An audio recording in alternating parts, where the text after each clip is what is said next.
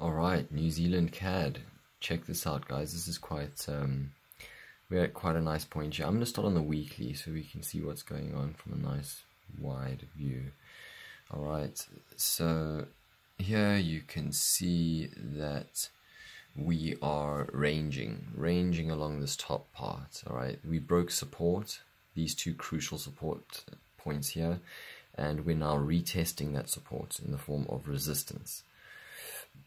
One gets the feeling that if we do break past these lows, we're in a bit of a free fall, so that might be a good short. Okay, well, while I say that it might be a good short, is it going to be safe to short on this trend line? Let's have a look and see. Here's the daily.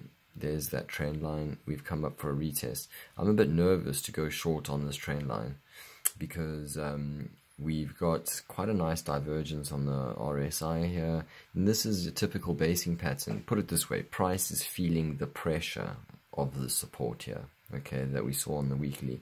And so what I want to do here is, instead of going in short off this trend line and then having price do this, you know, and then eventually break through, or instead of going long on the break of this trend line and then having it come back down again and break this low, I'll use a filter. I'll watch it and I want to see what it does. And this is what I'm going to be looking for. Is for a long entry here, I want to see something like this. Retest, up, higher high, higher low. Okay, at that point there, we can then start saying, okay, cool, well, we've got a new trend line. Okay, over here, whoopsie.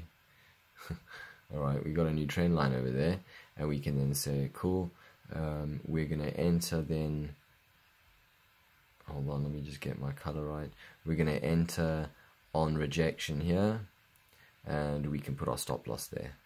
Okay, and because we're entering there, that there means we need a target up about here for 2 to 1 and 3 to 1 there, which works perfectly with these levels. Okay, so that's a good long entry, but in order to do that long entry, we're going to need a lot of price action to trigger the setup, right? What some people might be doing is they might be putting their stop loss underneath there, and they'll enter on this break, which is also one way of doing it. But it could be a false break and we could come back down again, and the only way we could root that reality out is by not doing that and just waiting a bit longer, okay, which is basically using a time filter and a price filter. I'm a big fan of safety. I like to be safe. I like to not take too many risks. So that's kind of what I'm thinking along there. Short, I haven't really given much thought short just yet. Shorting this makes sense against a strong oil price if we see oil move up quite strongly, and you know, just the way that the market is right now, I mean, I am feeling fundamentally short on this. So if we do bounce on there, it's just, I want to see, I would probably only enter, this isn't my ideal place to enter short, put it that way. Alright, if I wanted to enter short here, this is where I would be entering short. I would be entering short somewhere here. Whoopsie.